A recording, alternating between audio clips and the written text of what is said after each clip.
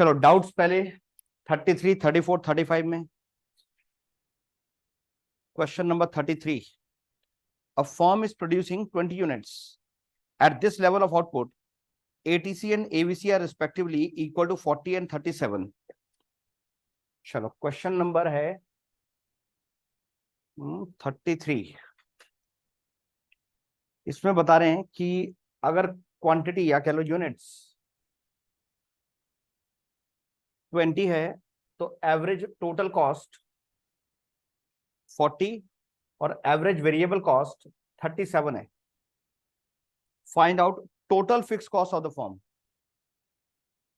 पहले हम average fix cost निकाल सकते हैं इसमें, क्योंकि एवरेज टोटल कॉस्ट किसके इक्वल होता है? Average variable cost plus average fix cost,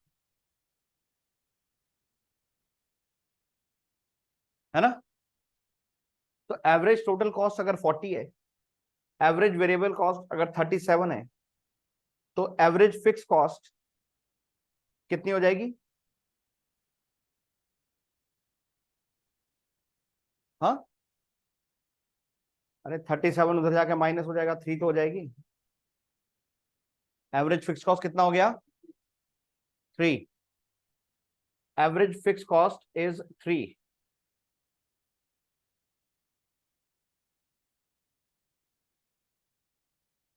average fix cost 3 हो गया, तो फिक्स कॉस्ट कितनी होगी? क्वेश्चन की रिक्वायरमेंट है फिक्स कॉस्ट बताना है।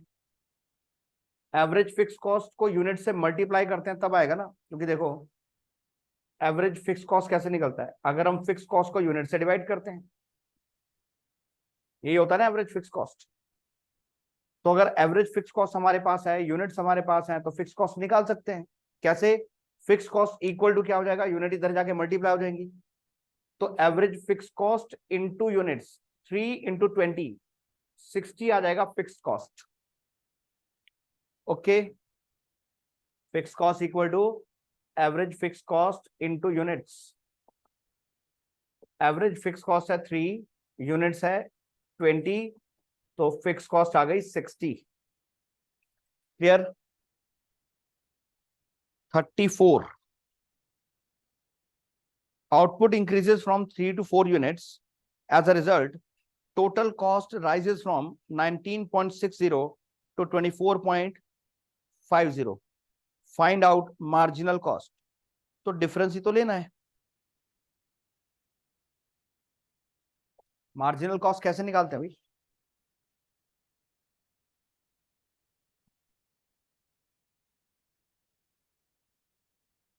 Units, total cost, marginal cost. Unit जो है वो 3 से 4 यूनिट हो गई हैं, और टोटल कॉस्ट भी फिर चेंज हो गई, 19.60 से बढ़कर 24.50 हो गई। तो एक यूनिट बढ़ने से टोटल कॉस्ट में कितना चेंज आया?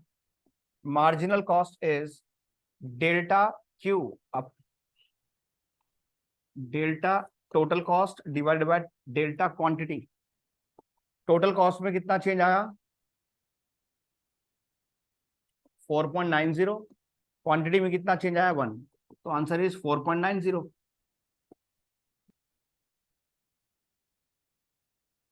ठीक है। अच्छा 35, calculate average cost, average variable cost and amount of profit that the firm will earn if it sells entire output at ₹60 per unit. तो एवरेज कॉस्ट निकालनी है, एवरेज वेरिएबल कॉस्ट निकालनी है और प्रॉफिट निकालना है।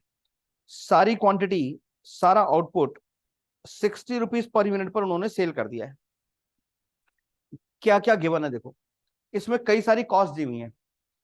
Wages bill, value of raw materials, interest, fuel consumption, rent और units of output produced. चलो क्वेश्चन की रिक्वायरमेंट है, क्वेश्चन नंबर 35। क्वेश्चन की रिक्वायरमेंट है एवरेज कॉस्ट निकालना, एवरेज वेरिएबल कॉस्ट निकालना। अब एवरेज कॉस्ट कहां से निकलेगा? अगर हम टोटल कॉस्ट को यूनिट से डिवाइड कर देंगे। एवरेज वेरिएबल कॉस्ट कैसे निकलेगा? अगर हम वेरिएबल कॉस्ट को या कह लो टोटल वेरिएबल कॉस्ट को यूनिट से डिवाइड कर देंगे। अब इसमें से जो जो कॉस्ट हमें गिवन है उसमें से देखते हैं वेरिएबल कौन सी है और फिक्स कौन सी है।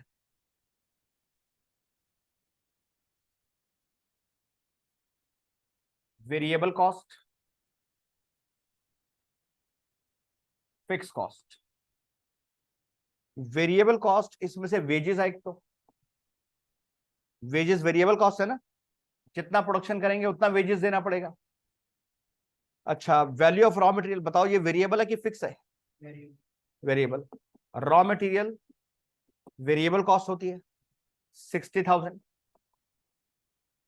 नेक्स्ट है इंटरेस्ट, ये फिक्स कॉस्ट होती है। इंटरेस्ट उतना ही देना पड़ता है चाहे प्रोडक्शन कम करो या ज्यादा, इसलिए इंटरेस्ट फिक्स कॉस्ट होती है। फ्यूल कंजम्पशन वेरिएबल, क्योंकि अगर ज्यादा प्रोडक्शन करेंगे तो फ्यूल ज्यादा लगेगा, कम प्रोडक्शन करेंगे तो कम लगेगा, प्रोडक्शन नहीं करेंगे तो जीरो लगेगा। रेंट फिक्स्ड होता है, रेंट हो गया 4,000। फिर आगे तो यूनिट्स प्रोड्यूस बताया हुआ है, 2,000 यूनिट्स टोटल प्रोड्यूस की गई हैं। चलो 2,000 यूनिट्स प्रोड्यूस करने में वेरिएबल कॉस्ट कितनी आई? 90,000। 2,000 यूनिट्स प्रोड्यूस करने में फिक्स कॉस्ट कितनी आई है? 10,000। टोटल कॉस्ट, टोटल कॉस्ट होता है total variable cost plus total fix cost. Total variable cost कितनी है बताओ? अभी तो निकाला हमने 90,000। बुक में क्या ढूंढ रहे हो? टोटल फिक्स कॉस्ट कितनी है? 10,000। तो टोटल कॉस्ट कितनी हो गई? ओके, ये हमने बाइफरकेट करके वेरिएबल कॉस्ट और फिक्स कॉस्ट निकाल ली है, टोटल कॉस्ट भी हमने निकाल ली है। अब देखते हैं क्वेश्चन क्या क्या पूछ रहा है। क्वेश्चन कह रहा है एवरेज कॉस्ट बताओ, वो होता है total cost divided by units. Total cost कितनी आई है? 1 लाख। टोटल कॉस्ट को यूनिट से डिवाइड करते हैं, कितनी यूनिट्स प्रोड्यूस की गई हैं?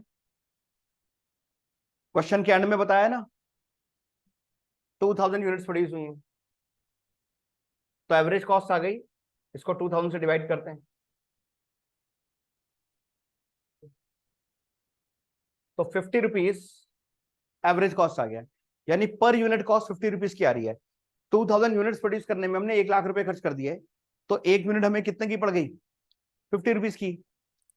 अच्छा, एवरेज वेरिएबल कॉस्ट, उसके लिए हम वेरिएबल कॉस्ट को यूनिट से डिवाइड करते हैं। टोटल वेरिएबल कॉस्ट कितनी है? 90,000 डिवाइडेड बाय यूनिट्स कितनी है? 2,000 यूनिट्स प्रोड्यूस की हैं, तो पर यूनिट वेरिएबल कॉस्ट आ गई ₹45। क्लियर? तो एक तो क्वेश्चन ने पूछा था एसी, एक पूछा था ABC. And the amount of profit. Profit कैसे निकालेंगे? प्रॉफिट निकालने का तरीका होता है, अगर हम टोटल रेवेन्यू मतलब क्या लो, टोटल सेल्स में से टोटल कॉस्ट माइनस कर दें तो टोटल रेवेन्यू कैसे आएगा? यूनिट्स जितने भी हैं इनटू सेलिंग प्राइस। अगर हमने जितनी भी यूनिट्स बेची हैं, जितनी भी यूनिट्स बेची हैं इनटू सेलिंग प्राइस कर देंगे, तो हमारे पास टोटल रेवेन्यू आ जाएगा कि हमें टोटल सेल करके कितना पैसा मिला, माइनस उनको प्रोड्यूस करने में टोटल कॉस्ट कितनी आई। तो यूनिट्स 2,000 सारी की सारी बेच दी हैं, और पर यूनिट कितने में बेची है देखो? 60 रुपीज में। ₹60 सेलिंग प्राइस है उसका, तो सेल करके इतना पैसा मिला होगा, और इन 2,000 यूनिट को प्रोड्यूस करने के लिए टोटल कॉस्ट कितनी आई है हमारी? 1 लाख रुपीज।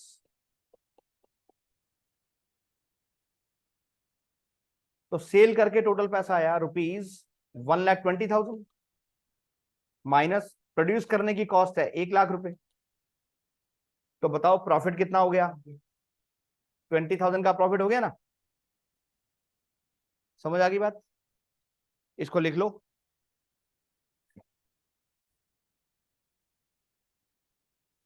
तो अब कुछ ग्राफ समझ लेते हैं। कुछ ग्राफ हमने पहले भी कर लिए थे। हमने फिक्स कॉस्ट का ग्राफ पढ़ा था, एक्स एक्सिस पे क्वांटिटी, वाई एक्सिस पे fix cost. Fix cost curve कैसे बनती है? पैरेलल टू एक्स एक्सिस, ये फिक्स कॉस्ट कर्व थी। वेरिएबल कॉस्ट कर्व ये कैसे बनती है? वेरिएबल कॉस्ट कर्व कैसे बनती है? शेप कैसी होती है? इनवर्सली एस शेप्ड, ऑरिजिन से स्टार्ट होती है और इनवर्सली एस शेप्ड होती है। टोटल वेरिएबल कॉस्ट, ये total fix cost, total cost. Total cost वहां से स्टार्ट होती है जहां से फिक्स कॉस्ट स्टार्ट होती है, और ये भी इनवर्सली एस शेप्ड होती है। ये भी इस तरह से बनती है टोटल कॉस्ट। फिर हमने इसका रिलेशनशिप भी पढ़ा था, तीनों को एक ही ग्राफ पर दिखाया था। ये हो गई fix cost, total fix cost, variable cost, total variable cost, और ये total fix cost, total cost. याद है, ये रिलेशनशिप भी कर लिए थे हमने। यहां आया quantity, total cost, quantity, total fix cost slash total variable cost slash total cost. तो इन तीनों के इंडिविजुअली भी हमने ग्राफ पढ़े थे और इनका रिलेशनशिप भी पढ़ा था। ध्यान है, इतना हमने कर लिया था। अब इन सब के एवरेज की बात करेंगे कि एवरेज फिक्स कॉस्ट कैसे बनता है। Average fix cost, average fix cost curve कैसी होती है? वो बस डाउनवर्ड स्लोपिंग होती है। Average fix cost, average fix cost हमेशा डिक्रीज होती रहती है, downward sloping to the right. यहां पर आएगा क्वांटिटी, यहां पर एवरेज फिक्स कॉस्ट। क्योंकि जैसे जैसे क्वांटिटी हम बढ़ाते हैं फिक्स कॉस्ट तो उतनी रहती है, जैसे जैसे हम क्वांटिटी बढ़ाते हैं एवरेज फिक्स कॉस्ट वो डिक्रीज होती रहती है। क्लियर है इसकी shape? Downward sloping to the right. Average cost curve, variable cost की एवरेज, एवरेज वेरिएबल कॉस्ट।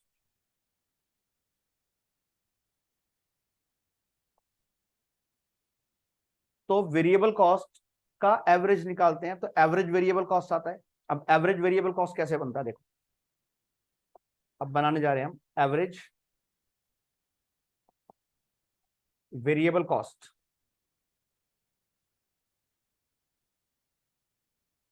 ये यू शेप का होता है। एवरेज वेरिएबल कॉस्ट पहले डिक्रीज होता है फिर उसके बाद इंक्रीज होता है। तो एवरेज वेरिएबल कॉस्ट हमेशा यू शेप का होता है। इसका रीजन मैंने आपको बताया था। रीजन क्या है इसके पीछे? Law of diminishing marginal utility, sorry, law of variable proportion.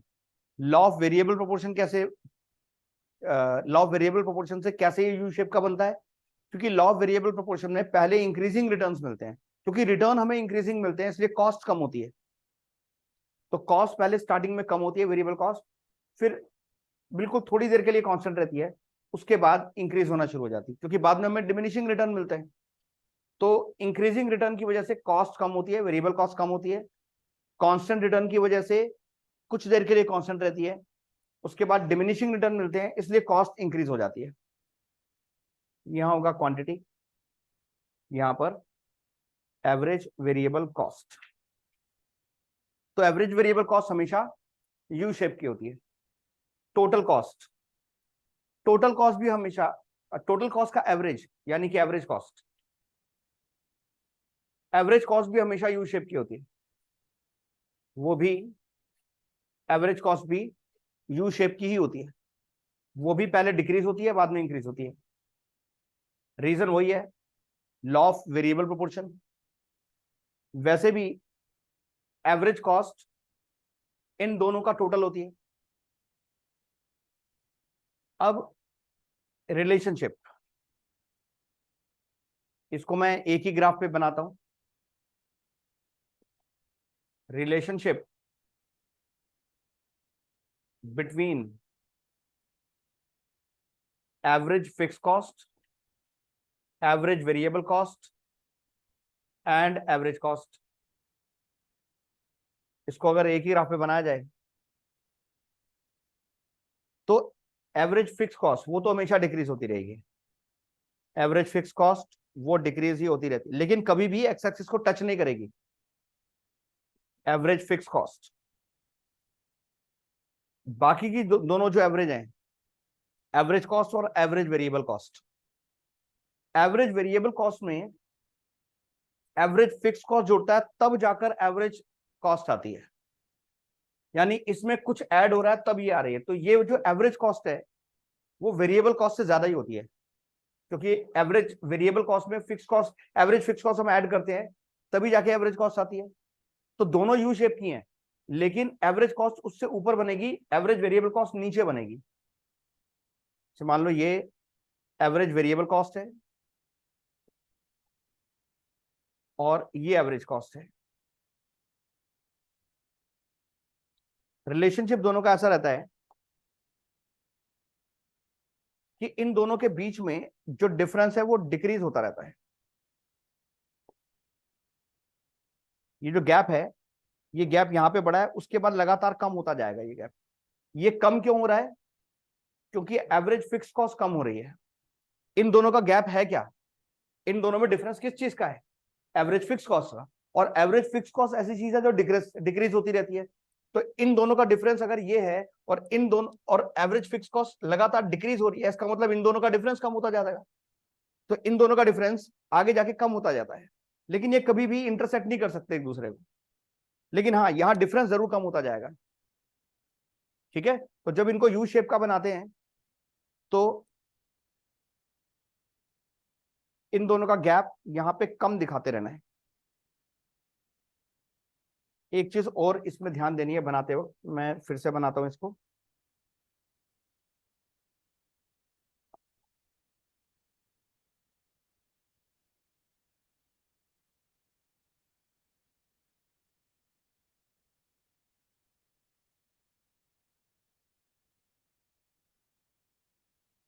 ये एवरेज कॉस्ट, ये एवरेज वेरिएबल कॉस्ट, इन दोनों का गैप ये लगातार कम होता जाएगा, बस ये ध्यान रखना है।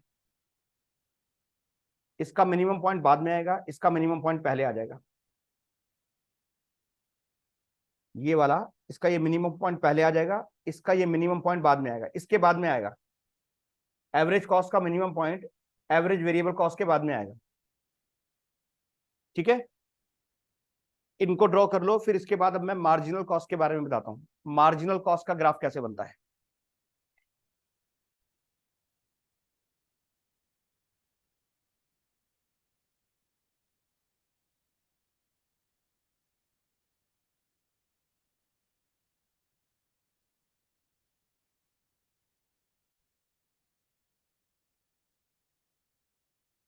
मार्जिनल कॉस्ट, मार्जिनल कॉस्ट की शेप भी यू शेप की होती है। मार्जिनल कॉस्ट एवरेज कॉस्ट की तरह, एवरेज वेरिएबल कॉस्ट की तरह मार्जिनल कॉस्ट भी यू शेप की होती है। पहले डिक्रीज होती है जैसे क्वांटिटी इंक्रीज होती है। स्टार्टिंग में ये पहले डिक्रीज होती है और फिर कुछ देर के लिए कांस्टेंट रहती है, फिर इंक्रीज होती है। रीजन वही है, लॉ ऑफ वेरिएबल प्रोपोर्शन। ठीक है, इसको भी ड्रॉ कर लो। इसके बाद हम इन सारी एवरेजेस की और ये मार्जिनल की डेफिनेशन करेंगे, और नेक्स्ट क्लास में हम करने वाले हैं इन सारी शॉर्ट टर्म कॉस्ट के रिलेशनशिप्स। बस एक वही रह गया इस चैप्टर में। नेक्स्ट क्लास में वो रिलेशनशिप्स कर लेंगे, जैसे एवरेज कॉस्ट और मार्जिनल कॉस्ट में रिलेशनशिप। तो इस तरह के सारे रिलेशनशिप कर लेंगे, और वो इंपॉर्टेंट भी बहुत है, उनमें से कोई ना कोई आता है एग्जाम में।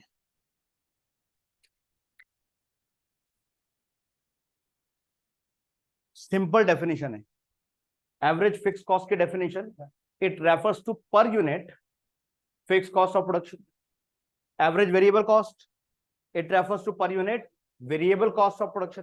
तो मेन बात है, पर यूनिट कॉस्ट हम निकाल रहे होते हैं। एवरेज फिक्स कॉस्ट क्या है? पर यूनिट, यानी हर एक यूनिट पर on an average fix cost क्या आ रही है। और average variable cost per unit on an average variable cost क्या आ रही है।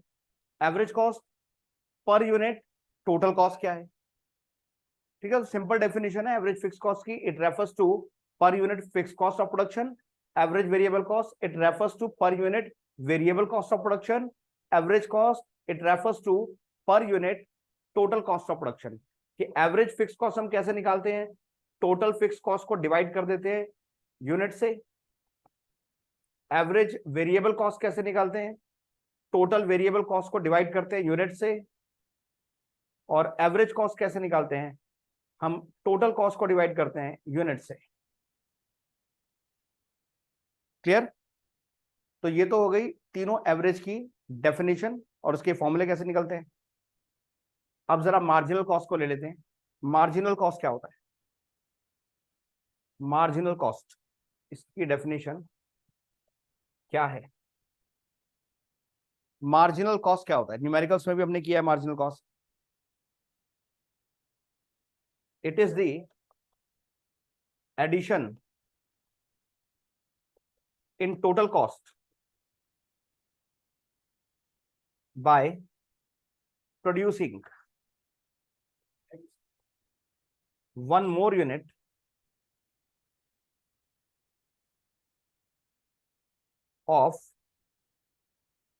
more unit of a commodity.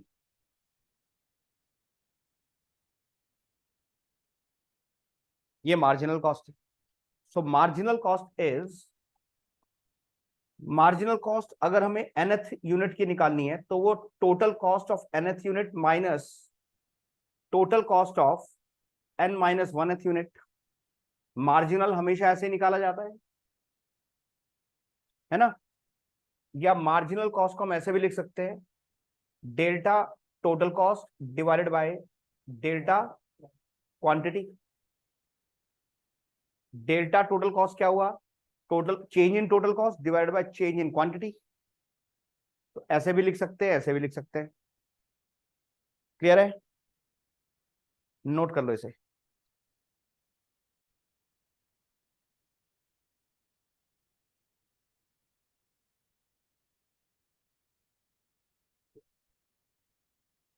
तो डेफिनेशंस लर्न कर लेना ये, और ग्राफ्स की प्रैक्टिस कर लेना। नेक्स्ट क्लास में करेंगे हम रिलेशनशिप्स।